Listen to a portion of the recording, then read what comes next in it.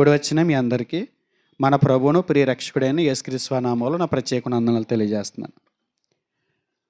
కొన్ని విషయాలు దైవ గ్రంథంలో నుంచి మన ఆత్మీయ జీవితాన్ని బలపరుచుకోవడానికి గ్రంథంలో నుంచి కొన్ని సంగతులు మనం ఆలోచన చేద్దాము. ఈ కడవరి దినాల్లో పరిస్థితులను బట్టి కొంతమంది విశ్వాసులు వారి జీవితాలని మనం పరికించి చూసినప్పుడు ప్రతి ఒక్కరూ చాలామంది ఎక్కువ శాతం మంది వారి ఆత్మీయ జీవితంలో బలహీనపడుతున్నట్టు మనం చూస్తున్నాం. అవి పరిస్థితుల లేకపోతే వేరే ఏదైనా అనేది మనం వాక్యంలో పరిశీలన చేద్దాం. చాలామంది భక్తులు వారి జీవితాలు ఎలా ఉన్నాయంటే వారి ఆధ్యాత్మిక జీవితంలో ఆగిపోయినట్టుగా కనపడుతున్నారు. క్రైస్తవ జీవితం అనేది ఆగిపోయే జీవితం కాదు, ఆగి వెళ్ళే జీవితం కాదు. క్రైస్తవ జీవితం అనేది పరుగు పందెం లాంటిది, బైబిల్ చెప్పింది. కానీ ఆ పరుగు పందెంలో నుంచి చాలామంది భక్తులు అనుకున్నవారు, విశ్వాసులు, ఆత్మీయులు అలసిపోయి ఆగిపోయారు. చాలామంది వారి జీవితాల్లో వాళ్ళ భక్తి జీవితంలో మనం చూస్తుంటే, స్థానిక సంఘంలోనే మనం చూస్తుంటే వాళ్ళు దేనికో లోబడిపోయినట్టు, ఏదో ఒక బలహీనతకి వాళ్ళు దొరికేసినట్టు మనకు కనపడుతుంది. చాలామంది ముందుకు సాగాల్సినటువంటి వారి జీవితంలో చాలా ముందుకు తీసుకెళ్ళవలసినటువంటి కొన్ని విషయాలు ఆపి వాళ్ళు ఆగిపోయినట్టుగా మనకు కనపడుతుంది.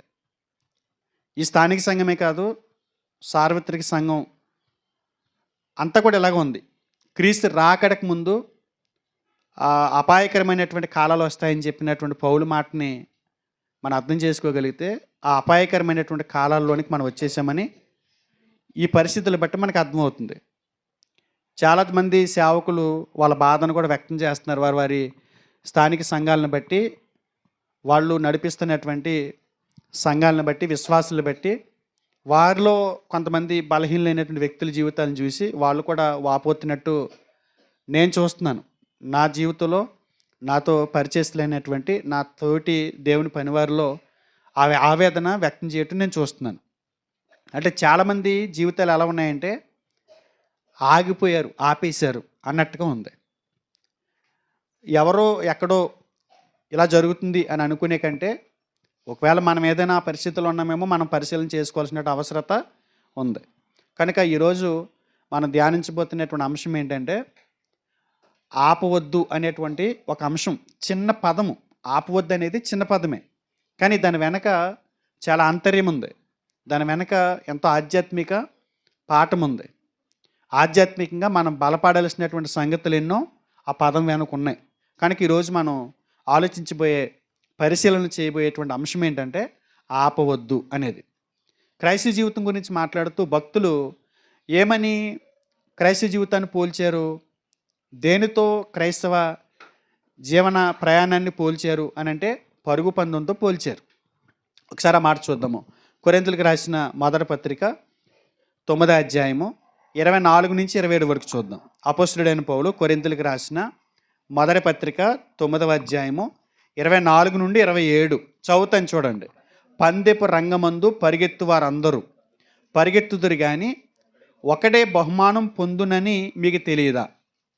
పౌలు గారు కొరింథీలో ఉన్న సంఘాన్ని ఉద్దేశించి పరుగు పందెం గురించి మాట్లాడుతున్నాడు. పరుగు పందెం గురించి మాట్లాడుతూ పరుగు పందెంతో క్రైస్తవాన్ని పోలుస్తూ మాట్లాడుతున్నటువంటి ఒక సందర్భం మనకు కనపడుతుంది. పందెపు రంగమందు పరిగెత్తు వారందరూ పరిగెత్తుదురు కానీ ఒక్కడే బహుమానం పొందునని మీకు తెలియదా అన్నాడు. ఒక్కడే బహుమానం పొందునని మీకు తెలియదా? అటువలే మీరు బహుమానం పొందినట్లుగా పరిగెత్తుడి. మీరు బహుమానం పొందినట్లుగా పరిగెత్తుడి. దేంతో పోలుస్తున్నాడు క్రైస్తవ జీవితాన్ని? లోకంలో పందెపు రంగం ఉంది. ఆ పందెపు రంగంలో పరిగెత్తు వారు అందరూ కూడా పరిగెత్తుదురు. పందెపు రంగం మందు ఉన్న వారందరూ కూడా ఏం చేస్తారు? పరిగెత్తుతారు. అలాగే మీరును బహుమానం పొందినట్లు పరిగెత్తుడి అన్నాడు. పరిగెత్తుడి అన్నాడు. పరిగెత్తేటప్పుడు ఏ లక్షణం కలిగి ఉండాలని చెప్పాడు ఆయన? మరియు పందెమందు పోరాడు ప్రతివాడు అన్ని విషయముల యందు మితముగా ఉండును. అన్ని విషయముల యందు మితంగా ఉండు. క్రైస్తవ జీవితం అనేది పరుగు పందు లాంటిదని, క్రైస్తవ జీవితానికి మితం అనేది చాలా ప్రాముఖ్యమని మాట్లాడుతున్నాడు పౌలు. క్రైస్తవ జీవితం ఎలాంటిది? పరుగు పందెం లాంటిది. పరుగు పందెం అని అంటే ముందుకి సాగిపోయేది, ఆగకుండా ముందుకి సాగిపోయేది. మన పాట పాడతాం కదా, నేను సాగెదా యేసునిలో, నేను సాగెదా యేసునిలో నా జీవిత కాలమంతా, నా జీవిత కాలమంతా. కింద కొంతమంది భక్తుల పేర్లు చెప్పుకొచ్చి వారు ఏ స్థితిలో ఉన్నా కూడా వాళ్ళు పరిగెత్తినట్లుగా ఆ పాటలో మనకు కనబడుతుంది. తిమోతికి రాసిన మొదటి పత్రిక 4వ అధ్యాయము 7వ వచనం, అపవిత్రమైన ముసలమ్మ ముచ్చట్లను విసర్జించి దేవభక్తి విషయంలో నీకు నీవే సాధకము చేసుకొనుము. క్రైస్తవ జీవితం ఎలాంటిది? పరుగు పందు లాంటిది. పరుగు పందులో ఉన్నటువంటి వ్యక్తి లోకపరంగా పరుగు పందాల్లో ఒక క్రీడాకారుడు రోజు ఏం చేస్తాడు? సాధకం చేస్తాడు, అంటే ఎక్సర్సైజ్ చేస్తాడు. పరుగు పందెం అనే ఈ పందెపు రంగంలో ఉన్నటువంటి క్రైస్తవ భక్తులు కూడా ఏం చేయాలి? సాధకం చేసుకోవాలి, అంటే ఎక్సర్సైజ్ చేయాలంట. ఎక్సర్సైజ్ చేయాలి, వాళ్ళు వ్యాయామం చేస్తారు. ఆ పరుగు పందులో చక్కగా అలిసిపోకుండా ఎంత దూరమైనా వాళ్ళు పెట్టింది సాధించడానికి ఆ మధ్యలో అలిసిపోకుండా ఉండటం కొరకు వారి శరీరాన్ని ఏం చేస్తారు? వ్యాయామం చేస్తారు, దాన్ని కంట్రోల్లో పెట్టుకునే ప్రయత్నం చేస్తారు.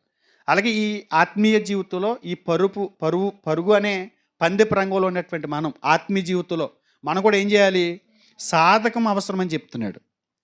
సాధకం అంటే ఇప్పుడు మనం పొద్దుట లేచి వ్యాయామం చేసేది కాదు, కానీ ఈ సాధకం అని అంటే బైబిల్లో భక్తుల్ని వారి జీవితాలని మనం పరిశీలన చేయాలి.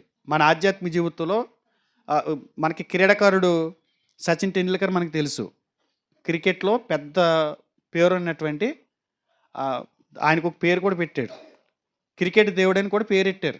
మనకి దేవుడు కాదు కానీ, అయినా మనుషులు ఎవరు దేవుళ్ళు కాదు కానీ వాళ్ళు క్రికెట్లో ఒక దేవుళ్ళ పోలుస్తారు వాళ్ళు. ఏమండి, క్రీడాకారుల్లో దేవుడు. అంటే అతను చిన్ననాటి నుంచి కూడా చాలా అద్భుతమైనటువంటి ఒక క్రీడాకారుడు. కారణం ఏంటంటే ఆయన చక్కగా ఆడడానికి ప్రధానమైనటువంటి కారణం ఏంటంటే ప్రాక్టీసు ఎంత ఎక్కువగా ప్రాముఖ్యమని ఎంచుతాడో దాంతోపాటు ఆయన బ్యాట్స్మెన్ అనమాట, బ్యాటింగ్ ఆడతాడు ఆయన, బౌలర్ కాదు, బ్యాటింగ్ ఆడతాడు ఆ పిచ్లో మధ్యలో. ఆ బ్యాటింగ్కి బౌలింగ్ వేస్తారు కదా, ఆ బౌలర్స్ని కొంతమంది ఎదుర్కోలేరు. కొన్ని ప్రాంతాల నుంచి వస్తారు, దక్షిణాఫ్రికా నుంచి, ఇంగ్లాండ్ నుంచి, ఆస్ట్రేలియా నుంచి టూర్లు వేస్తారు కదా. ఆ టూర్లో ఆయన ఏం చేస్తాడంటే ఆస్ట్రేలియా మీద మ్యాచ్ పడింది అనుకోండి, ఆ బౌలర్ని ఎదుర్కోవటం చాలా కష్టం. వాళ్ళ ట్రైనింగ్ ఎలా ఉంటుందంటే పారాషూట్ కట్టుకుని ప్రాక్టీస్ చేస్తారు. వాళ్ళు పరిగెట్టేటప్పుడు మనం మామూలుగా పరిగెడతాం, వెనకాల పారాషూట్ కట్టుకుని అది వెనకలాగెత్తుంటుంటే ఎదరికి పరిగెట్టి అంత మంచి ఫిట్నెస్ ఉంటుంది వాళ్ళకి. అలాంటి బౌలర్లను ఎదుర్కోవడం చాలా కష్టంగా ఉండేది. కానీ వాళ్ళ మీద చాలా చక్కగా ఆడేసేవాడు, చాలా మంచి బ్యాటింగ్ చేసేవాడు. వాళ్ళ మీద ఏ దేశము సరిగా ఆడేది కాదు. సచిన్ టెండూల్కర్ మాత్రం మ్యాచ్ ఓడిపోయినా కానీ ఈయన 100 రన్స్ కొట్టేసేవాడు. అలాంటి మంచి సాధకం చేశాడు. ఏంటి దానికి కారణం అని అడిగితే ఆయన చెప్పింది ఒకటే, ఆయన ప్రాక్టీస్తో పాటు ఏం చేసేవాడు అని అంటే ఈ ఆస్ట్రేలియా మ్యాచ్లు ఆడతారు చూసారా, ఆడేసినవి ఉంటాయి చూసారా, ఆ పాత మ్యాచ్లో మరలా క్యాసెట్ వేసి చూసేవాడంట. ఏ బౌలర్ ఎలా పరిగెత్తుకు వస్తున్నాడో, అతను షార్ట్ పిచ్ బాల్ ఎలా వేస్తున్నాడో, స్పిన్ బౌలింగ్ ఎలా వేస్తున్నాడో, ఎన్ని అడుగులు తీసుకుంటున్నాడు, అతను వేగం చెయ్యి ఎలా తిప్పుతున్నాడు, ఇవన్నీ చాలా జాగ్రత్తగా చూసి బాల్ ఎలా పడుతుంది, ఈ బాల్కి ఈ వ్యక్తి ఎలా అవుతున్నాడు, ఈ బాల్ని మనం ఎలా ఎదుర్కొంటే మనం అవుట్ అవ్వము అన్నట్టుగా జరిగిపోయినటువంటి మ్యాచ్లు ఎక్కువ చూసేవాడండి ఆయన విజయ రహస్యం ఏంటంటే ఆయన ప్రాక్టీస్తో పాటు గతంలో ఈ బౌలర్లు అవుట్ చేసేది చూసారా, ఆ బౌలర్కి అందరూ అయిపోతున్నారు చూసారా, ఆ బౌలర్ని ఎదుర్కోవడానికి నేను ఎదుర్కోవాలని అంటే అతను ఏ రకంగా బౌలింగ్ చేస్తున్నాడు అనేది ప్రాక్టీస్గా చూసేవాడంట ఆయన, ప్రాక్టీస్ కంటే ముందు. అందుగురించి ఆ బౌలరు బౌలింగ్ వేస్తున్నప్పుడు ఎలాంటి బాల్ ఎలా వేస్తాడో, ఎలా సంధిస్తాడో బ్యాట్స్మెన్గా ఇతను టెక్నిక్ ఎదుర్కొనేవాడు, రన్స్ కొట్టేవాడు, మంచి పేరు సంపాదించుకున్నాడు. అలాగే మన భక్తి జీవితాల్లో కూడా ఈ పందెపు రంగమందున్న ఆత్మీయులమైనటువంటి మనం ఆగిపోకుండా, ఆపేయకుండా మనం కూడా ఏం చేయాలని అంటే మనకంటే ముందు పందెపు రంగమందు ఉండి పరిగెత్తి కిరీటాలు పొందుకున్నటువంటి, సాధించినటువంటి భక్తుల జీవితాల్లోంచి కూడా మనం వాళ్ళు ఎలా పరిగెత్తగలిగారు, ఏ విషయాల్లో వాళ్ళు ఆపకుండా ముందుకెళ్ళారు, ఆ విషయంలో వాళ్ళు ఆ కష్టం వచ్చినా కూడా ఏది ఆపలేదు, ఆపకుండా ముందుకు సాగారు అనేది మనం చూడగలిగితే ఖచ్చితంగా మన జీవితాల్లో మనం ఏం చేస్తామో మనం కూడా మంచి ఆత్మీయుడిగా, మంచి భక్తుడిగా మన తరంలో మనం ఉండగలుగుతాం. కనుక మీరు జాగ్రత్తగా ఆలోచిస్తే ఈయన అంటాడు, క్రైస్తవ జీవితానికి సాధకం అవసరం అంటున్నాడు. దైవభక్తి విషయంలో ఏం అవసరం? నీకు నీవే సాధకము చేసుకునమన్నాడు. ఎప్పుడైతే సంఘంలోనికి మనం ప్రవేశించామో అప్పుడే పందెపు రంగంలోనికి వచ్చాము అనేది గుర్తుపెట్టుకోవాలి. సంఘంలోకి చేర్చబడినటువంటి ప్రతి వ్యక్తి కూడా ఎందులో ఉన్నాడు? రణరంగంలో ఉన్నాడు. రణరంగం లాంటిది ఒక రకంగా చెప్పాలంటే క్రీడ అంటున్నాం, కానీ రణరంగమే, యుద్ధ రంగమే. సాతాను మనల్ని గురి వద్దకు పరిగెత్తకుండా ఎన్నో అడ్డంకులు వేస్తుంటాడు. ఎంతో ఆయాసాన్ని పుట్టిస్తుంటాడు, అలసటని పుట్టిస్తుంటాడు, పేటరేగిపోతుంటాడు, చెలరేగిపోతుంటాడు, వెనక్కి లాగేసేటువంటి ఎన్నో ప్రలోభాలు పక్క నుంచి అరుస్తూ, గీ పెడుతూ, కేకలు పెడుతూ మనల్ని ఆగిపోయేలా చేస్తుంటాడు. ఆగిపో అని చెప్పి ప్రలోభాలకి గురి చేస్తుంటాడు. కనుక ఎప్పుడైతే సంఘంలోకి ప్రవేశించామో ఆ రోజు నుంచి క్రైస్తవులకు మనం గుర్తించాల్సింది ఏంటంటే, నేను ఆగిపోకూడదు, సాగిపోవాలి. ఎందుకంటే నేను పరుగు పందువులు ఉన్నాను అనే సంగతిని నేను మర్చిపోకూడదని అలాంటి విజ్ఞతతో క్రైస్తవుడు ముందుకి సాగాలి. కానీ ఈ కడవరి దినాల్లో పరిస్థితి ఎలా ఉంది? భక్తి జీవితం అనే ఈ పరుగుని చాలామంది వేగం తగ్గిపోయింది. మొదట్లో ఉన్నంత వేగం లేదు. మొదట్లో ఎంత వేగం ఉంటుంది? చాలా స్పీడ్గా, అసలు ఎవరైనా ఆపినా కూడా వారి చేతుల నుంచి విదిలించుకుని గబగబగా ఎంత ఆవేశంగా తొందరగా అలిసిపోయి అంత వేగంగా పరిగెట్టేయాలని ప్రయత్నం చేసాం. చాలామంది వేగం ఏమైపోయింది? తగ్గిపోయింది. కొంతమంది అయితే వేగం తగ్గడం కాదు, అలిసిపోయి ఆగిపోయారు. కొంతమంది అయితే ఆగిపోయారు. అంటే ఇక్కడ ఉన్న వాళ్ళ అంటే మేము వాళ్ళ ప్రార్థనకు వచ్చి, నువ్వు ప్రార్థనకు వచ్చి ఉండొచ్చు కానీ నువ్వు ఎప్పుడూ ఆగిపోయావు. కాకపోతే అంటే క్యాజువల్గా వచ్చి ఆశ్రయించుకుంటున్నావు అంతే. జట్టులో సభ్యులు 15 మంది ఉంటారు, కానీ క్రీడలో పాల్గొనే వాళ్ళు మాత్రం 11 మంది ఉంటారు. ఆ నలుగురు ఆడరు, అలా కూర్చుని ఉంటారు అంతే. ఆ రంగంలో వాళ్ళు ఉండరు. అలాగే సంఘంలో కూడా చాలామంది వారి ఆత్మీయ జీవితంలో ముందుకు పరిగెడుతున్నామని అనుకుంటున్నారు, కానీ కొంతమంది స్లో పరిగెడుతుంటే ఆగిపోయి వేగాన్ని తగ్గించుకుంటుంటే, కొంతమంది ఆగిపోయి కూర్చుండిపోయారు. కొంతమంది అలుపొచ్చినా కూడా ముందుకు సాగుతున్న వాళ్ళు కూడా ఉన్నారు. వాళ్ళు లేరని అంటలేదు బైబిల్, ఉన్నారు, వాళ్ళు ఉన్నారు. అయితే ఇప్పుడు మనం గమనించాల్సింది ఏంటంటే, ఆపేశారు కదా కొంతమంది. ఆపేసిన వాళ్ళు మరలా లేచి పరిగెత్తే అవకాశం ఉందా అంటే ఉంది. ఈ లోకంలో గురి వద్దకి కిరీటం కొరకు పరిగెడుతున్నటువంటి ఆ పందు రంగంతో పోల్చినప్పుడు కిరీటం కోసం పరిగెడతారు కదా అన్నప్పుడు ఆ పందాన్ని మీరు ఊహించుకోండి. ఆ పందెం 100 మీటర్లో 200 మీటర్లు పెడతారు. ఆ 200 మీటర్లో అయిపోయిన తర్వాత ఆ పందెం ఏమైపోద్ది? ముగిసిపోద్ది. కానీ క్రైస్తవ జీవితం అనేది ఇంత దూరం పరిగెట్టిన తర్వాత అయిపోయింది అనడానికి లేదు. మనం పరిగెడుతూనే ఉండాలి. 100 మీటర్ల పరుగు పందులో మధ్య అలసిపోయి నువ్వు పక్కన కూర్చున్నావు అనుకో, ఈ లోపు వెళ్ళిపోవాల్సినాడు వెళ్ళిపోయాడు, ఆ పందెం అయిపోయింది, అక్కడితో ఆ మ్యాచ్ ముగిసిపోయింది. కాబట్టి నువ్వు మరలా తిరిగి లేచిన ఉపయోగం ఉండదు.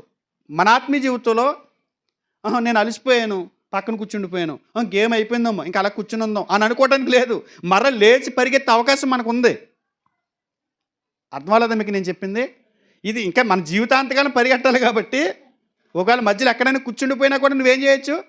లేచి పరిగెత్తేటువంటి ఒక మంచి అవకాశం మనకు ఉంది. కనుక నువ్వు ఆగిపోయిన చోటే ఆగిపోకూడదని దేవుడు మనల్ని ప్రేమించి ఈరోజు ఈ వర్తమానం ద్వారా మనల్ని పురుకొలుపుతున్నాడు. ఆయన ప్రేమను కనపరుస్తున్నాడు. నువ్వు ఒకవేళ ఆగిపోయావేమో, కొన్ని విషయాలు ఆపేసేవేమో, నువ్వు మరలా ఏం చేయాలి? తిరిగి మొదలుపెట్టు. ఎలా మొదలెట్టగలవు? సాధకం చేసినప్పుడు. ఎలా సాధకం చేయాలి? భక్తుల జీవితాన్ని మరొకసారి క్యాసెట్ వేసుకుని చూద్దాం. క్యాసెట్ వేసుకుని చూడటం అంటే పాత నిబంధనలో కొంతమంది భక్తులు, కొత్త నిబంధనలో కొంతమంది భక్తులు, 66 పుస్తకాల ఈ యొక్క దేవుని గ్రంథంలో వారి జీవితాల్లో వారు వాళ్ళ యాత్రని లేకపోతే వాళ్ళు ఆగిపోకుండా చేసినటువంటి పనుల్ని మనం ఒకసారి జ్ఞాపం చేసుకుందాం. ఏ స్థితిలో వాళ్ళు ఆగిపోకుండా ముందుకు సాగారో మనం ఆలోచన చేస్తే మనం కూడా కొన్ని విషయాలు ఆగిపోయి ఉండొచ్చు, కొన్ని విషయాల్లో బాగానే ఉండొచ్చు. కానీ బైబిల్ ఏం చెబుతుందంటే చాలా విషయాల్లో మనం ముందుకు సాగాలి. కొన్ని నేను చేయగలుగుతాను, కొన్ని చేయలేను అంటే కుదరదు. కాబట్టి క్రైస్తవం ఆగిపోయేది కాదు, సాగిపోయేది. కనుక భక్తుల యొక్క మాదిరిని ఒకసారి చూద్దాం. భక్తులు వారి జీవితాల్లో వాళ్ళు ఏ విషయాల్లో ఆగిపోకుండా ముందుకు సాగిపోయారో, వేటిని ఆపకుండా ముందుకు వెళ్ళారో మనం పరిశీలన చేసుకుందాం. ఒక్కొక్క భక్తిని మనం చూద్దాము బైబిల్ నుండి. 1 కీర్తన 63 అధ్యాయము 6వ వచనం. ఒక భక్తుడు మనకు కనిపిస్తాడు, కీర్తనకారుడు. కీర్తన గ్రంథము 63వ అధ్యాయము 6వ వచనం చూడండి. కాగా నా జీవిత కాలం అంతయు నేను ఇలాగున నిన్ను స్తుతించేదను. ఏమంటున్నాడండి? కాగా నా జీవిత కాలం అంతయు నేను ఇలాగు నిన్ను స్తుతించేదను, నీ నామమును బట్టి నా చేతులెత్తెదను. ఏమని చెప్తున్నాడు భక్తుడు? నా జీవితకాలం అంతా అంటే అర్థం ఏంటి? కొన్ని సందర్భాల్లో నేను నిన్ను స్తుతిస్తాను, కొన్ని సందర్భాల్లో నేను స్తుతించలేను. వృద్ధుడిగా ఉన్నప్పుడు నేను స్తుతిస్తాను, యవనుడిగా ఉన్నప్పుడు నేను స్తుతించలేను. పగలు నిన్ను స్తుతిస్తాను, రాత్రులు నేను స్తుతించలేను అని చెప్పట్లేదు ఆయన. ఈ పదం ఎప్పుడు పలుకుతున్నాడు? ఈ కీర్తన ఎప్పుడు రాశాడు? పైన చెప్పాడు చూడండి. ఈ కీర్తన ఎప్పుడు రాశాడు? 63వ కీర్తన పై భాగంలో చూడండి. దావీదు యోధ అరణ్యములో నుండగా రచించిన కీర్తన. అంటే శత్రువులు తరిమినా కూడా, అరణ్యములో ఉన్నా కూడా దావీదు ఏం మానలేదు, స్తుతించడం ఆపలేదు. ఎక్కడున్నాడు దావీదు? అరణ్యంలో ఉన్నాడు. పర్వతాలు ఎక్కుతున్నాడు, పర్వతాలు దిగుతున్నాడు ఒంటరిగా. యోధ అరణ్యంలో తనకు సొంత కుమారుడే, ఆయన ఎక్కువగా ప్రేమించినటువంటి కుమారుడే, ఆయన చూసి మురిసిపోయినటువంటి ఈ తండ్రి ఆ వ్యక్తి చేత తరం పడుతున్నప్పుడు, శత్రువులు కూడా తరుముతున్నప్పుడు ఆయన ఏం మర్చిపోలేదు, ఏం ఆపేయలేదు, ఆయన స్తుతించడం ఆపేయలేదంట. ఒక్కొక్కసారి అలాంటి పరిస్థితులు వచ్చినప్పుడు మనం స్తుతించగలుగుతున్నామో ఒకసారి ఆత్మమరిచి చేసుకోండి. మనకి శత్రువులు తరిమారు, శత్రువులు ఎవడ నిందేశాడు అని అనుకున్నప్పుడు మనం ముందుగా మానేసేది ఏంటి? దేని మీద ప్రభావం పడుతుంది? దేవుని స్తుతించే విషయంలో ఏం చేసాడు దేవుడు కనుక, ఏం చేశాడని మనం ఆయన స్తుతించాలి కదా. ఏదైనా శత్రువు అంటే సాతానేటువంటి శత్రువు ఒక్కొక్కసారి మనల్ని ఏం చేస్తాడు? దేవునికి దూరం చేసేటువంటి కార్యక్రమాలన్నీ చేస్తాడు మన జీవితాల్లో. మనకు అడ్డంకులు కలిగిస్తుంటాడు, తరుముతూ ఉంటాడు, తరిమేస్తుంటాడు. మన స్థిరంగా ఒక చోట ఉన్నవాడు, మన ఆధ్యాత్మిక జీవితంలో నెమ్మదిగా ముందుకి వెళ్ళనివాడు. వాడు ఏం చేస్తాడు? ఎప్పుడూను తరుముతూ ఉంటాడు. వాడు పగ తీర్చుకునే పనిలో ఉన్నాడు. ఏ పనిలో ఉన్నాడు? ఎప్పుడు మొదలైంది పగాడికి మన మీద? పగ ఎప్పుడు మొదలైంది? అంటే మన శత్రువు మామూలు మనిషి కాదు. ఈయనకి ఇంక శత్రువులు రక్త సంబంధికులు, ఈయనకి శత్రువులు శరీర సంబంధులు. మన శత్రువు ఎవరు? పేతురుపత్రికలు అంటాడు కదా 5వ అధ్యాయం, మీ శత్రువైనా అపవాది, మీ విరోధి అయినా అపవాది. ఎప్పటి నుంచి పగట్టాడు? ఒకసారి చూడండి. ప్రకటన 12వ అధ్యాయము, ప్రకటన గ్రంథము 12వ అధ్యాయం 12వ వచనం చూడండి. అందుచేత పరలోక నివాసులారా ఉత్సహించుడి, భూమి సముద్రమా మీకు శ్రమ, అపవాది తనకు సమయం కొంచెమని తెలుసుకుని బహు క్రోధము గలవాడే మీ వద్దకు దిగివచ్చున్నాడని చెప్పాను. ఏమండి? పరలోక నివాసులారా ఉత్సహించుడి. ఎప్పుడు జరిగింది ఇది? 7వ వచనం చెప్పాడు చూడండి. అంతటా పరలోకమందు యుద్ధం జరిగాను. మిఖాయేలును అతని దూతను ఆ ఘటసర్పంతో యుద్ధం చేయవలని ఉండగా ఆ ఘటసర్పము దాని దూతలు యుద్ధము చేసిరు కానీ గెలవలేకపోయారు కనుక పరలోకమందు వరకు స్థలము లేకపోయాను. ఎప్పుడు అనుకుంటున్నారు ఈ సంఘటన? యేసుక్రీస్తు వారు సిలువలో తన ప్రాణాన్ని పెట్టినప్పుడు, యేసుక్రీస్తు వారు సమస్త మానవాళి కొరకు, సమస్త మానవాళి యొక్క పాపాలు క్షమించడం కొరకు తన పవిత్రమైన రక్తాన్ని చిందించి తన ప్రాణాన్ని దారబోసాడు. ఆ క్షణమందు మన మీద నేరం మోపటానికి తండ్రి దగ్గరికి మాటికి వెళ్ళిపోతున్నటువంటి అపవాది మనం చేసే తప్పులన్నీ కూడా యేసుక్రీస్తు వారికి రక్తం క్షమిస్తుంది కనుక, మన మీద ఏ తప్పు మోపినా కూడా యేసుక్రీస్తు రక్తం తీసేస్తుంది కనుక ఇప్పుడు సాతాను ఎక్కడి నుంచి పడిపోయాడు? మన మీద నింద మోపే స్థితి నుంచి కింద పడిపోయాడు.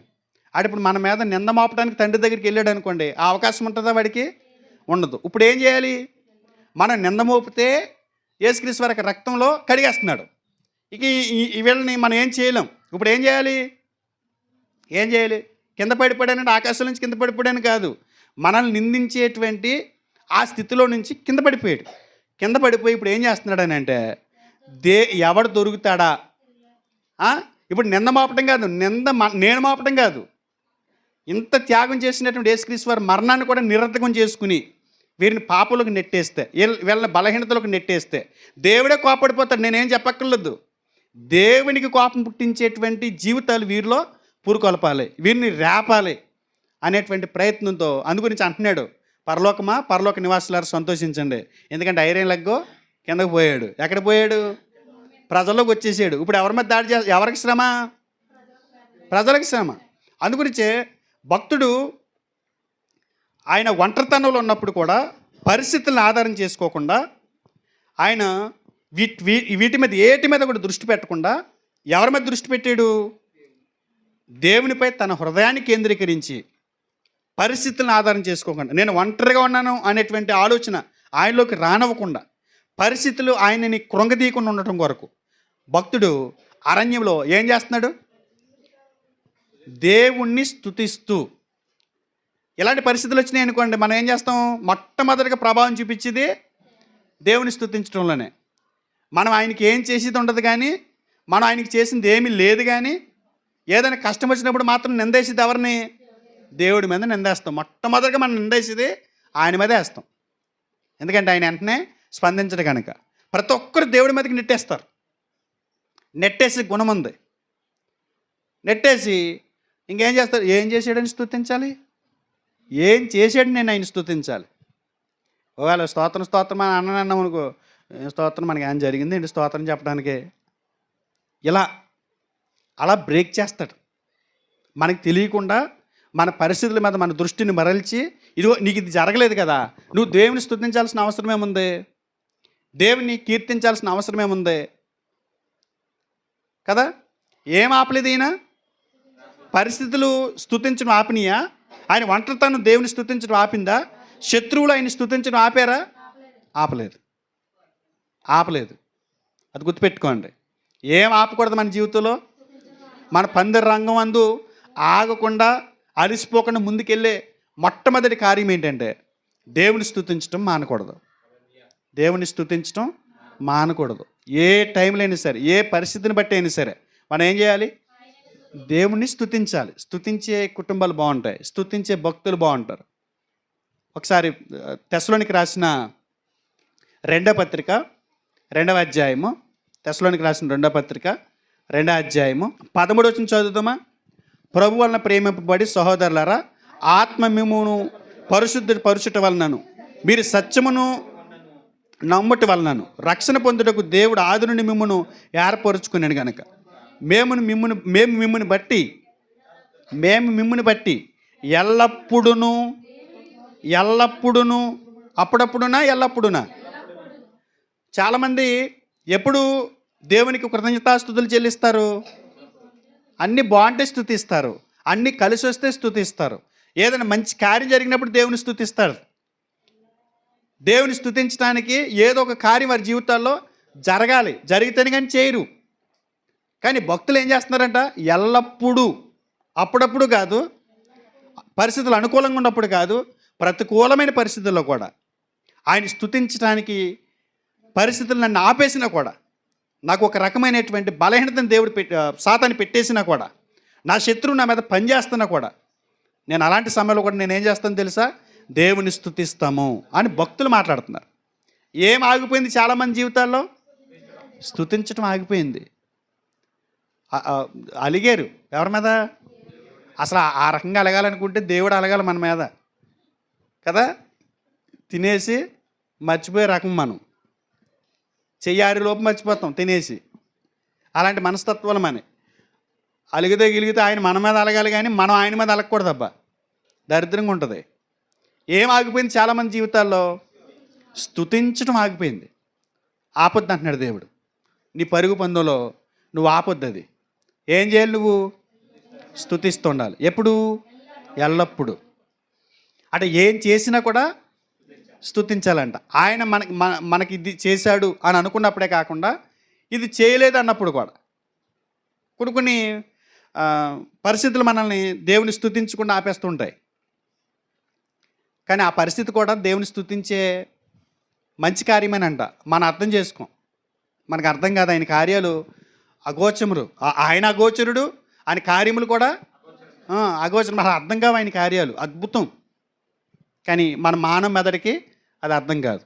కనుక ఏం జరిగినా ఏం జరగకపోయినా, ఒకటి జరగలేదంటే దేవుని స్తుతించాలి. ఎందుకో తెలుసా? అది జరగలేదంటే టైటానిక్ వాడి గురించి తెలుసు స్టోరీ, అది మనకి. టైటానిక్ అంటే అది ఒక చరిత్రలో ఒక హిస్టరీ, అది చరిత్రలో అది అలా నిలిచిపోయింది. అందులో ఒక వ్యక్తి ప్రయాణం చేయడానికి అన్ని రెడీ చేసుకున్నాడు. అందరూ వెళ్ళిపోయారు. ఆ టైటానిక్ వాడెక్కాలని కోరికంట ఆయనకి. అది మొదటి ప్రయాణం. ఆ ప్రయాణంలో అన్ని రెడీ చేసేసుకున్నాడు. వెళ్ళిపోయే ముందు పిల్లి గరిచేసిందంట ఆయన్ని. పిల్లి గరిచేస్తే ఇంతకీ దరిద్రం ఏంటంటే దానికి రేబీస్ వ్యాధి ఉంది. కరవంగానే రేబీస్ అటాక్ అయిపోయింది ఆయనకి. రేబీస్ అటాక్ అయ్యేటోడికి ఆ డాక్టర్ దగ్గరికి వెళ్తే, మీరు అసలు ఇప్పుడు ఎక్కడికి ప్రయాణం చేయొద్దు, చాలా మీతో పాటు ఉన్న వాళ్ళు ఇబ్బంది పడతారు, మీరు ఎక్కడికి వెళ్ళొద్దంటే చాలా బాధపడిపోయి దేవుని తెగతిట్టేసాడంట. నాకు లేక లేక ఎన్ని ప్రార్థనలు చేస్తే నువ్వు ఇది ఇచ్చావు అనుకున్నాను, ఆ వాడెక్కే మంచి అవకాశాన్ని నాకు నువ్వు చెడగొట్టేసావు, ఆపేసావు అని చెప్పి లోన కూర్చుని బాధపడుతున్నాడంట. 4 రోజులకు 5 రోజులకో వార్త, టైటానిక్ షిప్ ఎక్కడ మునిగిపోయింది? మంచు పర్వతాలమయని సముద్రంలో కూరుకుపోయింది. ఇంచుమించు 1700 మంది చచ్చిపోయారు అందులో. ఎవరుందరు? ఇప్పుడు అది మంచి జరిగిందా చెడు జరిగిందా? ఆయనకి మంచి జరిగింది. ఈయన దృష్టిలో చెడు జరిగింది అనుకుంటున్నాడు. కానీ నన్ను ఆపినందుకు నీకు స్తోత్రం అని ఉంటే ఎంత గొప్పడవుతుడు. ఆ ప్రయాణంలో నన్ను ఆపేసినందుకు నీకు స్తోత్రం. ఎందుకు ఆపేసావు? అది నాకు దక్కనివ్వలేదు, అది నాకు దొరకనివ్వలేదు, అది జరగనివ్వలేదు. దేవునికి స్తోత్రం. ఎందుకని? ఏదో ఉంది దాని వెనకాల, మనకు తెలియదు కానీ దాని వెనక ఏదో ఉంది. కొన్ని రీల్స్ చూస్తుంటాం మనం. రోడ్డు పక్కన నుంచున్న వాళ్ళు అప్పుడు దాకా అక్కడ నుంచుని అలా వెళ్ళంగానే హోర్డింగ్ పడిపోయినట్టు, ఏదో ఒక కారు అక్కడ గుద్దుకుని క్రాస్ చేసుకుని వెళ్ళిపోయినట్టు, అక్కడ ఉన్నవాడు ఎవడన్నా నుండి చచ్చిపోతాడేమో అని అప్పుడు దాకా అక్కడే ఉన్నాడు. జస్ట్ అలా వెళ్ళాడు. ఆ సీసీ కెమెరాలు రికార్డ్ అవుతున్నాయి. ఆ సీసీ కెమెరాలో రికార్డ్ అయిన సన్నివేశం చూస్తే అతను ఏమనుకుంటాడో తెలుసా? దేవుని స్తుతిస్తాడు. అలా ఎన్ని తప్పించుకుని ఉంటాం మనం. దొరకొచ్చేసాం, మనం అవ్వకొచ్చేసాం కదా. ఒకవేళ అయ్యి ఉంటే అటు వెళ్ళి అటు పోదుమేమో, మనకు తెలియదు. అది అవ్వలేదా? దేవునికి స్తోత్రం, నేను స్తుతిస్తున్నాను. ఒక వ్యాధి వచ్చిందా? దేవునికి స్తోత్రం. వ్యాధి రాకపోతే నేను నీకు దూరం అయిపోతున్నానేమో. ఒక కష్టం వచ్చిందా? దేవునికి స్తోత్రం. ఆ కష్టం నీ నుండి నన్ను దూరం చేయలేదేమో, నీకు స్తోత్రం చెల్లిస్తున్నాను. ఇది భక్తుని యొక్క ఆలోచన. ఆ భక్తులు అలాగే ఉన్నారు. ఆ అర్ధరాత్రి వేళ ఒంటరితనంలో దేవుని స్తుతించడం ఏంటండి? దావీదు గారు అర్ధరాత్రి వేళ చీకటిలో ఒంటరిగా శత్రువులు తరుముతుంటుంటే ఏం మర్చిపోలేదు, ఏం ఆపలేదు. కష్టంలో ఉన్నానులే, బాధలో ఉన్నాను, ఒంటరిగా ఉన్నాను కదా. అప్పుడంటే మందిరంకి వెళ్ళి అక్కడ పెద్ద అడవుడు చేసి ఇలా క్యాబరీ డ్యాన్స్ చేసేవాడిని, 7 మంది నిలబడి ఇలా స్టెప్లు వేసేవాడిని. ఇక్కడ అవన్నీ ఉన్నాయండి, దేవుడు ఏం పట్టించుకోలే అనుకోలేదు. అయినా పరిస్థితులు అనుకూలంగా లేకపోయినా కూడా ఏం చేశాడు? స్తుతించడానికి నీకు మంచి ప్లేస్ అవసరంలా, స్తుతించడానికి నీకు మంచి సమయం అవసరంలా, స్తుతించడానికి నీకు మంచి వాతావరణం అవసరంలా. నువ్వు స్తుతించడం మాత్రం కామన్ అయిపోవాలి. పరిస్థితులు ఏవైనా సరే, ఎలాంటి ప్రతికూలమైన పరిస్థితులు ఉన్నా సరే, ఏం ఆపకూడదు మనం మన జీవితంలో? దేవుని స్తుతించడం ఆపకూడదు. ఎందుకంటే ఆయన ఏది ఆపినా మనకు ప్రమాదం, ఏది ఆపినా మనకు ప్రమాదమే ఆయన. అందుగురించే నువ్వు కూడా ఏది ఆపొద్దు. ఆయనకి సంబంధించి ఏది ఆపొద్దు అంటే పాపం చేయడం కాదు సుమే. మళ్ళీ ఇక్కడికి వెళ్ళిపోతారు, ఏది ఆపొద్దు అన్నారు, అందుకని నేను దీన్ని కంటిన్యూ అవుతున్నాను అంటారు. నేను చెప్పింది ఏంటి? స్తుతించే విషయంలో, దేవుని విషయాల్లో, దైవికమైన విషయాల్లో ఏది ఆపకూడదు. మొదటిది ఏంటి? శత్రువులు తరిమినా కూడా అరణ్యంలో ఉన్నటువంటి దావీదు వలె మనం స్తుతించడం ఆపకూడదు. ఇది దేవుడు మనకు నేర్పిస్తున్నారు. దానియేలు గ్రంథం 6వ అధ్యాయము, దానియేలు గ్రంథము 6వ అధ్యాయము 10వ వచనం చూడండి. ఇట్టి శాసనము సంతకము చేయబడెనని దానియేలు తెలుసుకొనినను. ఇట్టి శాసనము సంతకము చేయబడినని దానియేలు తెలుసుకొనినను. అతడు తన ఇంటికి వెళ్ళి యథాప్రకారముగా అనుదినము ముమ్మారు మోకాళ్ళుని తన ఇంటి పైగది కిటికీలు యెరూషలేము తట్టుకును తెరవబడి ఉండగా తన దేవునికి ప్రార్థన చేయుచు ఆయనను స్తుతించుచూ వచ్చాను. ఇట్టి శాసనము అన్నడా? ఇట్టి శాసనము. ఎట్టి శాసనం? 5వ వచనం చదువుదాం. అందుక మనుషులు అతని దేవుని పద్ధతి విషయమందే కానీ మరి ఏ విషయమందును అతను లోపం కనుగొనలేక లేమనుకునిరి. కాబట్టి ఆ ప్రధానులను అధిపతులను రాజునద్దకు సందడిగా కూడివచ్చి ఇట్లనిరి, రాజుకు దర్యావేషు చిరంజీవై ఉందుగాక. రాజ్యపు ప్రధానులను, సేనాధిపతులు, అధిపతులు, మంత్రులు, సంస్థానాధిపతులు అందరూ కూడి రాజు యొక్క ఖండితమైన చట్టము స్థిరపరిచి దానిని శాసనముగా చాటింపు చేయనట్లు యోచన చేసిరి. ఎట్లనగా 30 దినముల వరకు నీ యొద్ద తప్ప మరి ఏ దేవుని యొద్దనైనను మానవుని యొద్దనైనా ఎవడును ఏ మనవి చేయకూడదు, ఏ మనవి చేయకూడదు, ప్రార్థన చేయకూడదు అంతే. ఎవడైనాను చేసిన యెడల వాడి సింహపు గుహలో పడద్రోయబడును.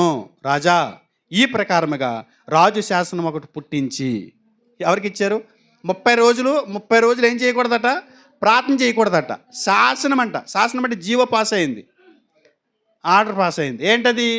ప్రార్థన చేయకూడదు, మనుషుల దగ్గర చెప్పకూడదు, వాళ్ళు దేవుళ్ళకి పెట్టుకున్నటువంటి ఆ దేవుళ్ళ దగ్గర కూడా ప్రార్థన చేయకూడదు.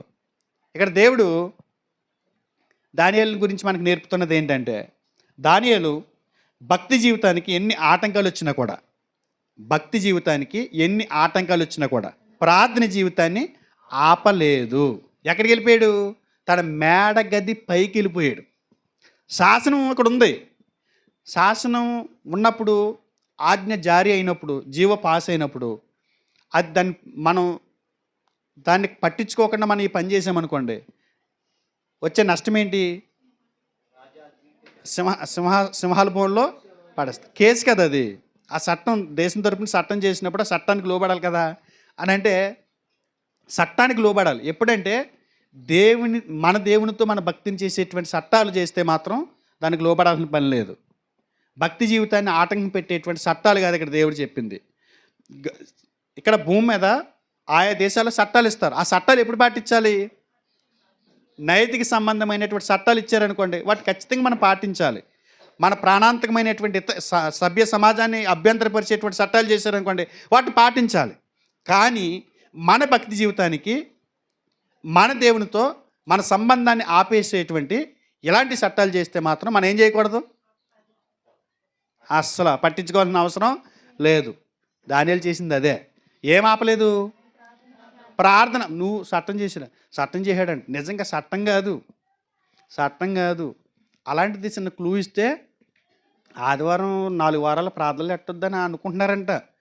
పైనుంచి ఆర్డర్లు వస్తాయంట అంటున్నారు. మరి పెట్టేద్దామని అర్జెంటుగానే. ఎప్పుడు 4 వారాలు ఇంటికాడ కూర్చోవచ్చు, 4 వారాలు బీచ్లకు వెళ్ళొచ్చు, 4 వారాలు గంతులు వేయచ్చు, 4 వారాలు చెడు తిరుగులు తిరగచ్చు, నిషిద్ధ ప్రాంతాల్లో టెస్టేసి కూర్చోవచ్చు. అబ్బా ఏమి హాయి. చాలామంది వాళ్ళు చాలా బాధపడిపోతారు. ఎందుకని? రేపు నుంచి కాలేజీకి వెళ్ళిపోవాలి, స్కూల్కి వెళ్ళిపోవాలి, వ్యాపారాలు తీసుకునే వాళ్ళు వ్యాపారం తీసేసుకోవాలి, ఉద్యోగాలకు వెళ్ళేవాళ్ళు సెలవులు అయిపోయినాయి. రేపు ఇంకో 2 రోజులు ఉంది, 2 రోజులు ఉన్నాయి, ఇంకొక రోజే ఉంది. ఇవాళతో లాస్ట్, ఇక మధ్య ఇంకొక పూట ఉంది. ఇవి అయిపోయి గమ్మున వదిలేతే తినే కాసేపు అలా వెళ్ళొద్దు, మళ్ళీ వాళ్ళతో అయిపోతాయి సెలవులు. అలాంటి ఏదైనా ఆర్డర్స్ ఇస్తే ప్రార్థనకి అది అన్నీ ఆపేస్తాం ఇంకా కదా. శాసనం చేసుకోండి. నా దేవునితో నా సహవాసాన్ని, నా దేవునితో నా బంధాన్ని నేను ఆపుకోలేను. మేడ గది పైకి వెళ్ళి, అంటే పాత నిబంధనలో కిటికీలు తీసి ప్రార్థన చేయటం యెరూషలేము క్షేమం కొరకు ప్రార్థన చేయమన్నారు కాబట్టి వాళ్ళు అలా చేశారు. కానీ మనకి యెరూషలేము గురించే కాదు, ఇజ్రాయెల్ దేశం గురించే కాదు, అంజనుల గురించే కాదు, శత్రువుల గురించే కాదు, అందరి గురించి ప్రార్థన చేయాల్సినటువంటి బాధ్యత మన మీద ఉంది. ప్రజలు నెమ్మదిగా శాంతిగా బ్రతకటానికి అందరి కొరకు ప్రార్థన చేయమని ఆజ్ఞ మనకు ఉంది క్రైస్తవులుగా. కాబట్టి మనం ఏం ఆపకూడదు? మొట్టమొదటిగా ఏదైనా చిన్న కష్టం వచ్చినా, చిన్నది ఏదైనా ఆటంకం వచ్చినా మనం మానేసేది ఏంటో తెలుసా? ప్రార్థన మానేస్తాం. మొట్టమొదటిగా మనం చేసేది అదే. అస్సలు మనం ఏం పట్టించుకోం. ప్రార్థన అనేది మామూలుగానే అవసరం ఉన్నప్పుడు కూడా చెయ్యం. మీకు విషయం తెలుసా? మీకు ఎప్పుడైతే ప్రార్థన చెయ్యాలనిపించట్లేదో అప్పుడు ప్రార్థన చేయమని చెప్తున్నాడు దేవుడు. ప్రార్థన చేయాలనిపించినప్పుడు గట్టిగా చేయాలి నువ్వు ప్రార్థన. కానీ అప్పుడే చెయ్యం మనం, అప్పుడే చెయ్యం. చాలామంది జీవితాల్లో ఏదో చిన్న చిన్న కాంట్రవర్సీలు బట్టి, చిన్న చిన్న పరిస్థితులు బట్టి, కొన్ని ఆటంకాలను బట్టి ఏం ఆపేశారు తెలుసా? ప్రార్థన ఆపేశారు. చాలామంది ప్రార్థన చేయట్లేదు. నిజం చెప్పండి, మేము ప్రార్థన చేస్తున్నాం అన్న వాళ్ళు చేయొద్దండి. ప్రార్థన ఆపకూడదండి. ఎందుకంటే మన కష్టాలు, మన బాధకాలు అన్నీ ఆయనకి చెప్పుకోవాలి. మన ఆనందాలు కూడా ఆయనతో పంచుకోవాలి కదా. ఈ భూమి మీద ఎవరితో పంచుకున్నా మనకు సంతోషం ఉండదు. మంచి జరిగినా చెప్పుకుంటే ప్రమాదం, చెడు జరిగినా చెప్పుకుంటే అల్లరి. మంచి అయినా చెడైనా, కష్టమైన నష్టమైన, బాధ అయినా, ఇబ్బంది అయినా, ఇరుకైనా ఎవరితో చెప్పుకోవాలి? దేవునితో చెప్పుకోవాలి. అలాంటి మంచి దేవునితో సహవాసం చేసేటువంటి, దేవుని మీద ఆధారపడేటువంటి ప్రార్థన అనే ఒక వారధిని మనం పడగొట్టేసుకుంటే, ఆపేసుకుంటే మనం నష్టపోతాం. మన ఆత్మీయ పరుగు పందెంలో మనం ఏం ఆపకూడదు? దేవుని స్తుతించడం ఆపకూడదు. దాంతోపాటు ఏం ఆపకూడదు? దానియేలు వలె భక్తి జీవితానికి ఎన్ని ఆటంకాలు వచ్చినా కూడా ప్రార్థన జీవితం ఆపకూడదు. ఆపేహారా? నటిస్తున్నారు అంతే. చేస్తున్నాం అంటున్నారు కానీ ఎప్పుడు అంటే ఇవాళ బాగుంది కాబట్టి చేసేమో ఇవాళ ప్రార్థన. నిన్న నీకు బాగుంది కాబట్టి చేసి ఉంటావు నువ్వు. మొన్న నీకు కష్టం వచ్చినప్పుడు చేయలేదు సుమే. రేపు కష్టం వస్తే ఆపేస్తావేమో. అలాంటి జీవాలు పాస్ అవుతే ప్రార్థన జీవితాన్ని పక్కన పెట్టేస్తావేమో. అది చెప్తున్నాడు దేవుడు. ఇప్పుడు వాళ్ళ ప్రజెంట్ నీకు బాగుంది కాబట్టి చేసావు. అన్నీ బాగున్నప్పుడు చేయటం కాదు. ఎలాంటి ఆటంకాలు లేనప్పుడు నువ్వు ప్రార్థన జీవితం కలిగి ఉన్నానని చెప్పుకోవటం కాదు గొప్పలో. ఆటంకాలు వచ్చినప్పుడు ఆపకూడదు. ఇది అలుపు వచ్చినప్పుడు, అలసిపోయే పరిస్థితి వచ్చినప్పుడు ఆపకూడదు ప్రార్థన. ఉత్తప్పుడు పరిగెట్టుకెళ్తున్నావు, బలంగా ఉన్నావు కాబట్టి పరిగెడుతున్నావు. అలసిపోయినప్పుడు ఆగకూడదు. నువ్వు అలసిపోతుంది. అప్పుడు ఏమంటారు పక్కన ఉన్నవాళ్ళు, సహాయకులు? జస్ట్ కొద్దిగా లే లే మళ్ళీ పరిగెత్తు, ఓపిక తెచ్చుకో, శక్తిని తెచ్చుకో అంటారు. చూసారా? అలా ఎంకరేజ్ చేస్తారు, ప్రోత్సహిస్తారు. సేమ్ ఆపేయాలని అనిపించినప్పుడు ఆపొద్దు అంటున్నాడు దేవుడు. అర్థమైందా? ప్రార్థన ఆపకండి, దేవుని స్తుతించడం ఆపకండి. భక్తుల జీవితాల నుంచి దేవుడు ఇదేని మనకు నేర్పిస్తున్నారు. వాళ్ళు ఆపలేదు. సీడీ వేసుకున్నాం, ఒక సీడీ చూసాం ప్రార్థనకి సంబంధించి. నా జీవితంలో ప్రార్థన ఆగిపోయింది. నా ప్రార్థన ఆపేసాను నేను. ఒకసారి నా ప్రార్థన జీవితాన్ని మరలా నేను లేచి నా ప్రయాణంలో దాన్ని కొనసాగించడానికి ఒక సీడీ వేసుకున్నాం. దానియేలు గారి జీవితంలో మనకు నేర్పుతున్నది ఏంటో తెలుసా? అలాంటి శాసనం వచ్చినా కూడా తన భక్తి జీవితానికి, ప్రార్థన జీవితానికి ఆటంకం వచ్చినా కూడా ఆయన ప్రార్థన ఆపలేదు. అది మనం చూసాం. మనం ఏం చేయాలి ఇప్పుడు? చూసిన తర్వాత ఆపకూడదు. మనం కూడా అది మన జీవితాల్లో కొనసాగించాలి. తర్వాత దానియేలు గ్రంథము 3:17 చూడండి. 3:17 మేము సేవించుచున్న దేవుడు మండుచున్న వేడిమి గల ఈ అగ్నిగుండములో నుండి మమ్మును తప్పించి రక్షించుటకు సమర్థుడు, మరియు నీ వశమున పడకుండా ఆయన మమ్మను రక్షించును. ఒకవేళ ఆయన రక్షింపకపోయినను, ఒకవేళ ఆయన మమ్మను రక్షింపకపోయినను, మేము సేవించుచున్న దేవుడు మండుచున్న వేడిమి గల ఈ అగ్నిగుండంలో నుండి మమ్మను తప్పించి రక్షించుటకు సమర్థుడు. అండి, మండుచున్న వేడిమి గల అగ్నిగుండంలో పాడేశారండి. ఎందుకు పాడేశారు వీళ్ళని? ఎవరిళ్ళు? షడ్రకు, మేషాకు, అబేద్నెగో. ఎక్కడ పాడేశారు వీళ్ళని? అగ్నిగుండంలో పాడేశారు. ఎందుకని? అగ్నిగుండంలో పాడేశారు కదా. అగ్నిగుండంలో ఎందుకు పాడేశారు? అంటే వాళ్ళు పలానా దాన్ని మొక్కకపోతే, ఏదో దురాయన ప్రాంతంలో ఏదో నిలబెట్టాడు, ఆ విగ్రహాన్ని సేవించమన్నారు. వీళ్ళు సేవించకపోతే అగ్నిగుండంలో పాడేయమని ఆజ్ఞ ఇచ్చాడు.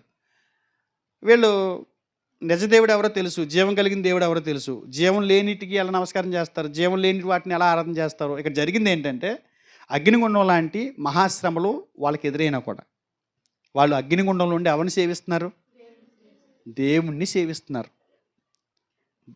కష్టాల సమయంలో, అంటే శ్రమలు ఎదురైనప్పుడు కూడా, శ్రమల్లో మనం దేవుణ్ణి వదిలేస్తాము.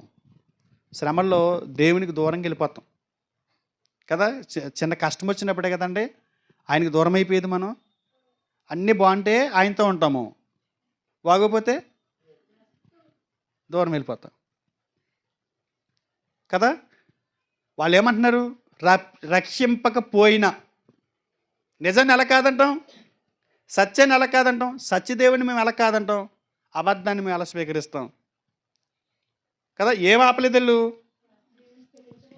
ఎన్ని శ్రమలు ఎదురైనా కూడా దేవుని కొరకు జీవించడం వాళ్ళు ఆపలేదు. అక్కడికి వెళ్ళిన తర్వాత కూడా వాళ్ళు ఏం చేస్తున్నారు? అక్కడికి వెళ్ళిన తర్వాత కూడా ఎవరిని గొప్ప చేస్తున్నారు? స్తుతించడం కాదు, దేవుని గొప్ప చేస్తున్నారు. మా దేవుడు రక్షించకపోయినా. సింహం సింహమే, నిజం నిజమే, సత్యం సత్యమే. అంటే నేనేదో ఇప్పుడు భయపడిపోయి మేము ముగ్గురం ఈ అగ్నిగుండానికి భయపడిపోయి అయ్య బాబోయ్ అలా కాదు అలాగా అని అనేస్తే ఆయన దేవుడు కాకుండా పోడే. మన పాడుతున్నాయి కదా ఈ మధ్య లేటెస్ట్గా వచ్చింది కొత్త లిరిక్స్ పాయింట్లు అయ్యి అనుకుంటా, ట్యూను మారింది. బబులోను దేశమందున ఆ భక్తులు ముగ్గురు బొమ్మాకు మొరక్కనందున. నాలుగోవాడు కనపడ్డా? ఎవరు వచ్చారు? ఎవరు రావాలో ఆయన వచ్చాడు. నాలుగో ఆయన కనపడ్డాడు, వాళ్ళు కాపాడుకున్నాడు. అది ఏం ఆపలేదు తెలుసా? వాళ్ళు దేవుని కొరకు జీవించడం ఆపలేదు. అగ్నిగుండం లాంటి శ్రమలు మనకు వస్తాయండి. అగ్నిగుండం లాంటి శ్రమలు మనకు వస్తాయి. కానీ మనం ఏం ఆపకూడదు? సేవించడం ఆపకూడదు. ఆపేస్తున్నాం కదా. నిజంగా మామూలుగా క్యాజువల్గా ఏదో వచ్చి చేస్తున్నాం తప్ప వాస్తవానికి ఎప్పుడూ ఆపేసాం. ఏది? హృదయాంతరంగాల్లోంచి సేవించే ఆ గుణం, అసలు ఎంత దూరాన్ని ఎట్టినా సరే ఆయన సేవించే లక్షణం, అక్కడికి వెళ్ళి ఆయన ఆరాధించడం ఏది ఆపదు నన్ను, ఏ కష్టం నన్ను ఆపుతో, ఏ శ్రమ నన్ను ఆపుతో అనేటువంటి ఆ తత్వం ఎప్పుడూ ఆగిపోయింది. మనుషులు వస్తున్నారు, మనుషులు ప్రజెంట్, ఆ మంచి గుణం ఆబ్సెంట్. ఎప్పుడూ ఆగిపోయింది. అది రావాలి. రెండండి, ఇద్దరు భయపడుతున్నారండి మీరు. ఒకటి దేవుడికి, ఆయనకంటే ఎక్కువ భయపడేది నాకు. ఇది మళ్ళీ ఏదో చెప్పేస్తాడు, కౌంటర్లు వేసేస్తాడు, ఆయన కోసం వెళ్తున్నారు తలపోటు అల్లరి చేసేస్తాడు. నా మీద ఒక ముద్ర వేసేసుకున్నారు. ఏదైనా మంచి వాకింగ్ స్టేటస్లో పెడుతుంటే ఇది ఎవరికో పెట్టాడు ఈయన, ఇదేం దౌర్భాగ్యం అర్థం అవ్వట్లేదు. ఏడు వాకింగ్ కూడా పెట్టుకుని స్వేచ్ఛ లేదు నాకు. ఏదైనా మంచి మెసేజ్ తీసుకుని ప్రార్థనాపూర్వకంగా దేవుడిని అడిగి సిద్ధం చేసుకుని మెసేజ్ అవుతుంది, మొత్తం అది వాళ్ళకి వేసేసాడు ఇవాళ. ఏంటి ఇంకా మీకు కాదేక. అసలు దేవుని వాక్యం ఒక్కరి కోసమే రాస్తాడండి దేవుడు. 100 చెడిపోయిన వాళ్ళకి ఏ చిన్న విషయం చెప్పినా తగిలేస్తుంది. మరి మేము ఏం చేయం? కనీసం 50% అయినా మార్పు ఉండి 50% చెడుగా ఉన్నారనుకోండి, పోనీ 50% ఏదో రోజు మీకు మంచి మెసేజ్ తగులుతుంది. 100% చెడిపోయి 100% ఏదో చిన్న విషయం చెబుతుంటే మాకే చెప్పాడు, మమ్మల్ని టార్గెట్ చేయడం అనుకుంటున్నాను. ఎందుకంటే దౌర్భాగ్యం ఏమైనా ఉందా? అలాంటి పరిస్థితులు ఉన్నాయి. ఆపకూడదు. ఏం ఆపకూడదు? భక్తిని ఆపకూడదు. కష్టం వచ్చినా, శ్రమ వచ్చినా, ఎన్ని ఆటంకాలు వచ్చినా కూడా ఏం ఆపకూడదు? భక్తిని ఆపకూడదు. ఇది గుర్తుపెట్టుకోండి. భక్తి జీవితంలో చాలామంది ఆగిపోయారు. వాళ్ళ భక్తిని దేవుని కొరకు జీవించడం ఆపేశారు. ఆదికాండం 39:12-13 చూడండి. అప్పుడు ఆమె అతని వస్త్రం పట్టుకుని తనతో సైనింపమని చెప్పగా అతడు తన వస్త్రమును ఆమె చేతిలో విడిచిపెట్టి తప్పించుకొని బయటికి పారిపోయాను. అతడు తన వస్త్రమును ఆమె చేతిలో విడిచి తప్పించుకొని పోవుట ఆమె చూసినప్పుడు, ఈ విషయాలు జాగ్రత్తగా చూడండి, అతన్ని ఏమి వెంబడిస్తుంది? ఒక శరీర బలహీనత కలిగినటువంటి, శరీర కోరికలతో పరుగులు పెడుతున్నటువంటి ఒక నీచమైన ఒక స్త్రీ, నైతిక విలువలు కోల్పోయినటువంటి ఒక స్త్రీ, బాధ్యతలు లేనటువంటి ఒక స్త్రీ తన కోరికను తీర్చమని ఒక భక్తుడి మీద దాడి చేస్తుంది కదా. అతను ఏం చేశాడు? ఏం వదిలేసి? వస్త్రాలు వదిలేసాడు. వస్త్రాలు వదిలేసి పారిపోయి, అంటే ఏం కొనసాగిస్తున్నాడు? తన పవిత్రతను కొనసాగిస్తున్నాడు. తన పవిత్రతను కొనసాగించడం ఆపట్లేదు. ఎంతంటే 5 నిమిషాల పైన అనుకున్నాడు అనుకోండి, ఆగిపోతాడు. చాలామంది జీవితాల్లో శరీర కోరికలు వెంబడించినప్పుడు ఏం చేస్తున్నారు తెలుసా? ఆగిపోతున్నారు. నిజంగా ఈ వారం రోజులు చూడాలి తంతు. సీసీ కెమెరాలు అన్నీ ఓపెన్గా పెట్టేసి తెరలు కట్టేసి చూపిస్తే టీవీల్లో మనోళ్ళు ఎక్కువ దొరికేస్తారు. 6 మీద 100. ఇది డాగా ఏంటంటే నెమల ఏది? మనోళ్ళు ఎక్కువ ఉన్నారంట. ఒక దైవజనుడు నిన్న స్టేటస్లో పెట్టాడు, డైరెక్ట్గా పెట్టాడు. ఏదో ఒక కార్యక్రమం పెట్టాడంట. ఆ కార్యక్రమంలో ఘనంగా చేశారంట అండి. సంఘం అందరూ కలిసి మీరు పాస్ట్ గారిని మీరు పక్కన మేము చేస్తామని చెప్పి అన్నీ అలా చేశారంట. చేసేసి కలబోసేసుకుని అసలు హల్లెలూయా స్తోత్రం స్తోత్రం అని బదలు కొట్టేసాడంట. మొత్తం మైకులని హోపర్ చదువులాగా. అయ్యి బాబాయ్కి అసలు ఈయన ఉబ్బు తబ్బిబ్బైపోయి ఇలా గాల్లో బుడగలాగా ఉబ్బిపోయి ఇంట్లో కూర్చొని హాయిగా పడుకున్నాడంట. 3 రోజులకి 3 రోజులకి అక్కడ అక్కడ కాస్తారు కదా! ఆ గ్రూపుల్లో ఉన్న ఫోటోలన్నీ పెట్టారండి ఈయనకి. గుండె పగిలిపోయిందంట. అస్సలు నేను కుమిలిపోతున్నాను. నేను ఫెయిల్ అయిపోయాను. నా పరిచర్య విషయంలో నేను దేవుని పని చేయట్లేదు. అలాంటి పనులు చేసేవాళ్ళు నా ప్రార్థన జీవితం గాని, నాలో ఏదో లోపం ఉంటది. నా కోసం ప్రార్థన చేయండి అని పెట్టాను. నేను పెట్టాను, సార్ అది మీ ప్రాబ్లం కాదు. వాళ్ళ దౌర్భాగ్య స్థితి. వాళ్ళు పోయారు అని చెప్పి. శరీర కోరికలు ఆమె యోసేపు గారిని ఇబ్బంది పెట్టుంటది. ఆమె ఎవరో కాదు. ఈమె ఎవరో కాదు. మన ఆత్మను పట్టుకుని ఉంచిన శరీరం. మన శరీరం ఆమె. ఈ శరీరం లాక్కెళ్ళిపోయిందనుకో, శరీర కోరికని లాక్కెళ్ళిపోయిందనుకో, నిజంగా ఎంత వద్దు చూద్దాం సరదాగా. ఏంటి? పందాలు చూద్దాం. ముందు ఎలా తీసుకెళ్తాడు? పందాలు చూద్దాం. తర్వాత ఓ 10 వేద్దాం. 10 కదా, 100 వేద్దాం. తర్వాత 1000. తర్వాత ఓ 10,000 ఫోన్పే కొట్టరా. తర్వాత క్రెడిట్ కార్డులు మొత్తం ఊస్ట్ అన్నీ వెళ్ళిపోతాయి. నువ్వేం కనపరిచావు? అబద్ధం ఆడకుండా చాలామంది పోయారు. మన వాళ్ళు వెళ్ళలేదులే. మన వాళ్ళు వెళ్ళటానికి మన దగ్గర ఏముంది కానీ వెళ్ళారు కొంతమంది. శరీర కోరికలని వాళ్ళు ఏం చేయలేకపోయారు? జయించలేకపోయారు. శరీరానికి లోబడిపోయారు. శరీర కోరికలు వెంబడించినా కూడా యోసేపు వలె పవిత్రంగా జీవించాలి. అలా జీవించకుండా ఆపవద్దు. దేవుడు మనకి చెప్తున్నాడు ఇది. మన యాత్రలో శరీర కోరికలు మనల్ని ఏం చేస్తుంటాయి? పరిగెత్తకుండా అలిసిపోయేలా చేస్తాయి. ఇన్నాళ్ళు భక్తి చేసాం కదా, వారం వారం మానకుండా వెళ్ళిపోతున్నాం కదా, సరదాగా ఒకసారి అటు వెళ్తే ఏమైనా పోయిందండి అనిపిస్తుందండి. లెక్క పెట్టుకుంటాం. అయ్యో సంవత్సరం నుంచి ఈ సంవత్సరం అసలు ఎక్కడికే ఏ పాపము ఎందులోని ఏలు పెట్టలేదు. అలా అనిపించింది అనుకో, 2 సంవత్సరాలు సరిపడక పర్మిషన్ వచ్చేస్తాం. మళ్ళీ ఇంకో సంవత్సరం యథార్థంగా ఉన్నా కూడా అది క్లియర్ అవ్వదు. అంత పాముకొని వచ్చేస్తాం సంఘంలోకి. ఏం ఆపొద్దండి?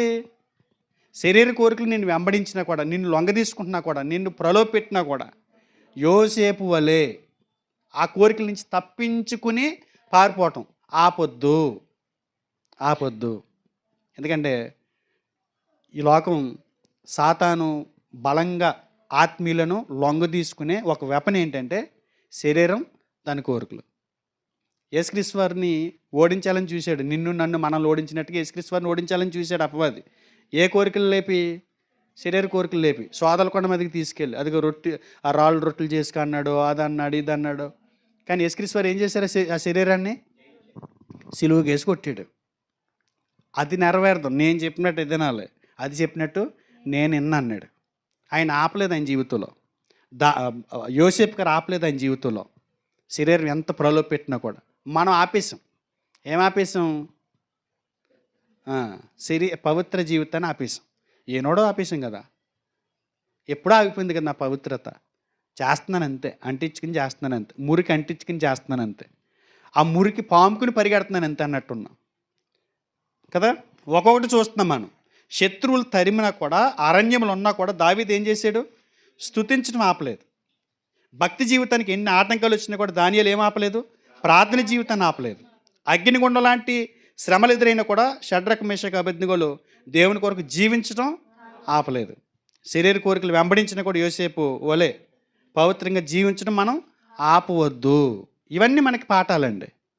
ఇవన్నీ మనం సచిన్ టెండూల్కర్ లాగా ఓల్డ్ మ్యాచ్లు మరలా వేసుకుని ఆ బౌలర్ని ఎలా ఎదుర్కోవాలో, ఎలాంటి మెలకువలు కలిగి ఉండాలో, ఈ క్రీడాకారుడిగా బ్యాటింగ్ ఎలా చేయాలో నేర్చుకుని ఒక మంచి క్రీడాకారుడిగా నిలబడ్డాడు. మన భక్తి జీవితాల్లో కూడా కొంతమంది భక్తుల జీవితాలని మరొకసారి పరికించి చూసి మనం కూడా ఏం చేయాలి?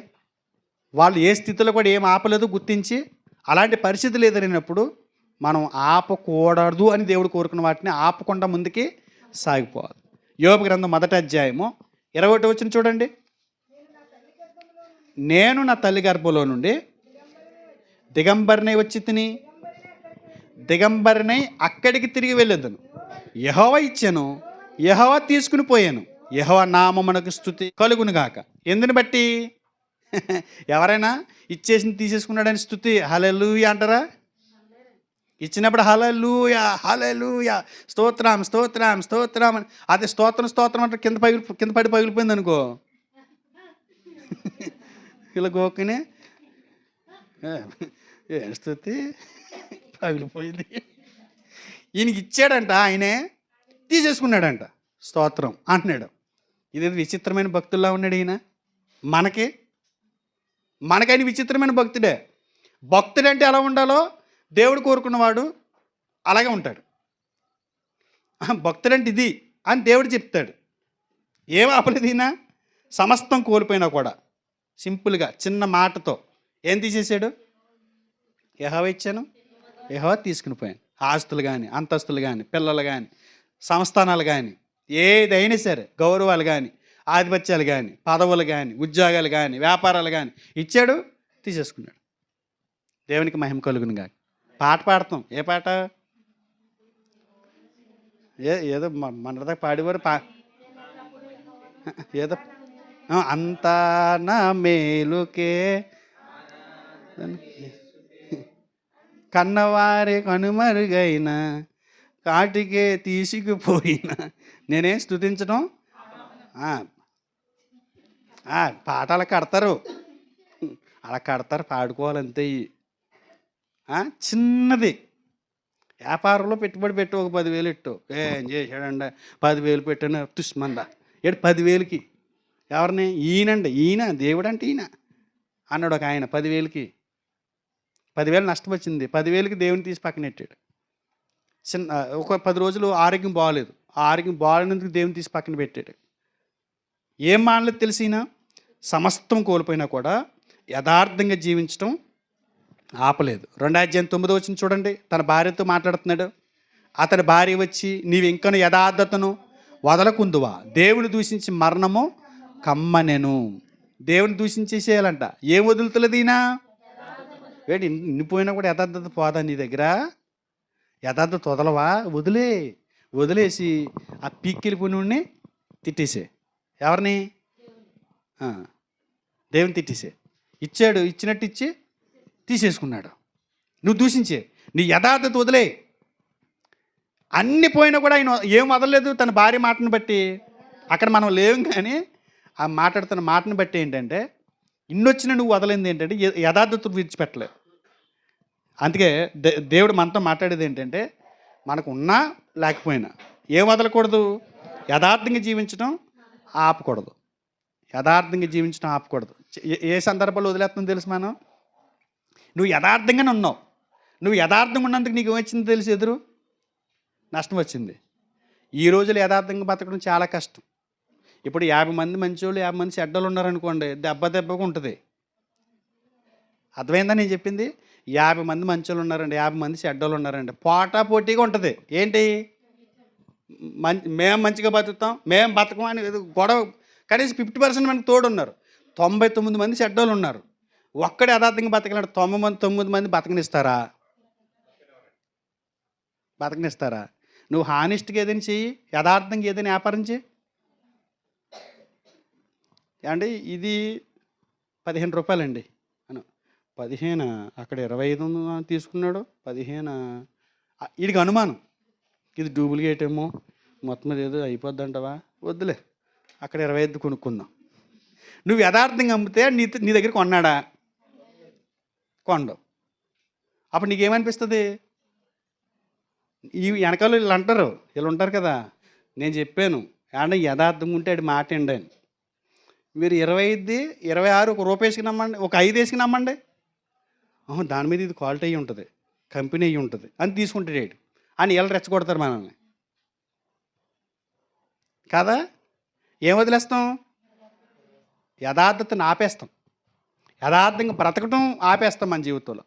ఎందుకంటే ప్రజలు అలాంటి వాళ్ళే కాబట్టి మనం యథార్థంగా ఈ టైంలో యథార్థంగా బతికితే సాధ్యం కాదు. కనుక మనం కూడా వాళ్ళతో పాటు ఏం చేద్దాం?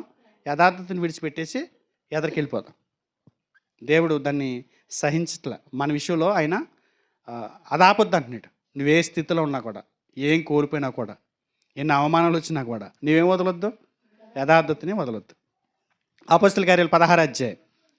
అపోస్తల కార్యములు 16 అధ్యాయము 11, 12 వచనాలు చూడండి. కాబట్టి మేము త్రోయని విడిచి వాడు ఎక్కి తిన్నగా సుమత్రకేనును మర్నాడు నేపులికిని అక్కడ నుండి పిలిపికి వచ్చితిమి. మాసిదోనియా దేశంలో ఆ ప్రాంతమునకు అది ముఖ్య పట్టణము, రోమీల ప్రవాస స్థానమే ఉన్నది. మేము కొన్ని దినములు ఆ పట్టణంలో ఉంటిమి. విశ్రాంతి దినము గవిని దాటి నది తీరమున ప్రార్థన జరుగును అనుకుని అక్కడికి వచ్చి కూడి వచ్చిన స్త్రీలతో మాట్లాడుచుంటిమి. అప్పుడు లూదియాయను దైవభక్తి గల ఒక స్త్రీ వినుచుండాను. ఆమె ఓదారంగు పొడినమ్ము తుయతీర పట్టణస్తురాలు. ప్రభు ఆమె హృదయం తెరిచాను గనక పౌలు చెప్పిన మాటలందు లక్ష్యమించాను. ఆమెయు ఆమె ఇంటి వారును బాప్తిసం పొందినప్పుడు ఆమె, నేను ప్రభునందు విశ్వాసం గలదానని మీరు ఎంచితే నా ఇంటికి వచ్చి ఉండుడని వేడుకుని మమ్మను బలవంతము చేశాను. ఈ సందర్భంలో మీకు ఎవరు కనపడుతున్నారు? లూదియా అను ఒక వ్యాపారస్తురాలు కనపడుతుంది. ఎవరు కనపడుతుంది? ఓదా రంగు పొడి అమ్మే ఒక వ్యాపారస్తురాలు కనపడుతుంది. ఓదా రంగు అమ్మే ఈ వ్యాపారస్తురాలు ఏం చేస్తుంది? భక్తి చేస్తుంది. ఎవరి మాటల మీద లక్ష్యం పెట్టింది అంటే నేను ఏమంటున్నానంటే, వ్యాపారంలో ఉన్నా కూడా, ప్రాంతం మారినా కూడా ఆమె ఏం విడిచిపెట్టలేదు? ఆరాధించడం ఆపలేదు. మనకి వ్యాపారం ఉందనుకోండి, ఆరాధించడం ఆపేస్తాం. మనకి ఏదైనా చిన్న చిన్న పనులు ఉన్నాయనుకోండి, ఏం ఆపేస్తాం? చిన్న పని తగిలిందనుకోండి ఆదివారం, ఏం ఆపేస్తాం? ఆరాధన ఆపేస్తాం. ఆ రోజు తినటం మానం, తాగటం మానం, బిజినెస్ మానం, ఏమి మానం. మనం మానేసేదాల్లో ఒకటే, ఏంటి? ఆరాధించడం ఆపేస్తాం. నీ ఆరాధనకి ఏది అడ్డు కాదు, కానీ ఏమడ్డు? ఇదే అడ్డు. చిన్న పని తగిలితే చాలు. మనం ఏదైనా ఫంక్షన్ తగిలిందండి, మెచ్యూర్ ఫంక్షనో, లేకపోతే వివాహ ఫంక్షనో, లేకపోతే పుట్టినరోజు ఫంక్షన్, ఎవరో స్నేహితుడు చెప్పాడండి, ఆ ఫంక్షన్కి వెళ్ళకుండా ఆపేయటానికి నిన్ను వర్షం